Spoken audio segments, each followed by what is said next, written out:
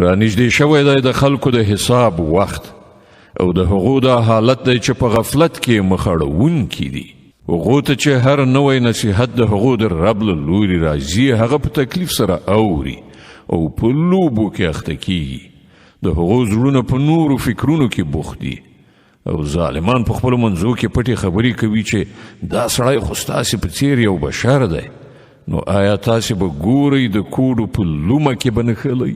پیغمبر وویل زما رب په هرې هغې خبرې باندې پوهیږي چې په آسمان او ځمکه کې وشي. هغه اورېدونکی او پوه دی.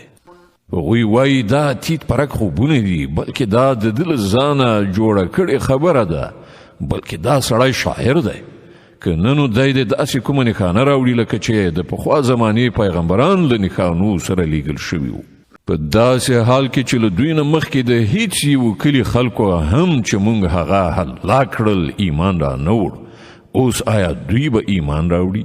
او ای محمده له تا نه مخکې هم موږ له انسانانو څخه پیغمبران لیږلي وو چې هغو ته موږ وحی کوله. که تاسې ته معلومه نه وي نو له اهل کتابونه پوښتنه وکړئ. هغو پیغمبرانو ته موږ داسې څه جسم نه ورکړی چې هغو خواړه نه خوړل او نه هغوی د تل لپاره ژوندي پاتې کیدونکي وو. بیا وګورئ چې په پای کې موږ له هغو سره خپلې وعدې پوره کړې او هغوی او هر څوک چې زموږ خوښه شوه ومو ژغورل او له حده تیرې کوونکي مو هلاک کړل. ای خلکو موږ تاسې ته داسې یو کتاب لیږلی دی چې په هغه کې همدا ستاسې یادونه ده. آیا تاسې نه پوهیږئ؟ څومره سیمې چې د هغو خلک ظالمانو موږ هغه ورانې ویجاړې کړې او له هغو وروسته مو نور قومونه راپاڅول. کله چې هغو ته زموږ عذاب څرګند شو نو هغو له هغه ځایه په تیښته لاس پورې کړ. وویل شول مه تښتئ ورشئ خپلو همغو کورونو او د عیاشۍ وسایلو ته چې تاسې پکې بېغمه اوسېدلی.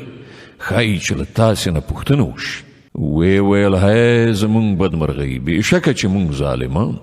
او هغوی همدغه نارې وهلې تر دې پورې چې موږ هغوی غوبل کړل یعنی بیخ مو وویست. د ژوند یو بڅری قدر په هغو کې پاتې نه شو.